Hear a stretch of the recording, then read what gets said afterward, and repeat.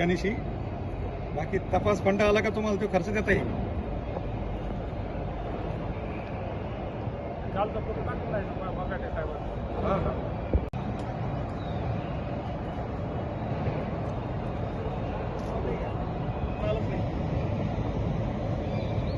नाही मागणी तर आपली भरपूर आहे. मागणी करायला आपल्याच नाही एकट्या.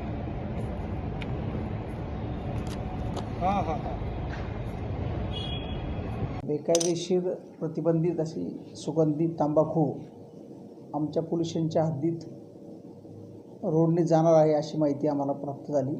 सदर माहिती माननीय पोलीस उपायुक्त बगाटे साहेब यांच्याकडे आल्यानंतर त्यांनी आम्हाला ती वर्कआउट करायला लावले आणि त्यानुसार ही आम्ही कारवाई केली. जवळपास 72 लाखाचा गुटखा बाजीराव मस्तानी या नावाचा तो जप्त केलेला आहे आणि त्यात ट्रक आणि एक कार जवळपास 94 लाखाचा मुद्देमाल जप्त केलेला आहे. सर हा गुटखा कुठून आला काय नाही असं काही याचा काही आता सध्या तपास चालू आहे. 3 आरोपी त्यात अटक केलेले आहेत. पुढचा तपास चालू आहे. Thank you sir.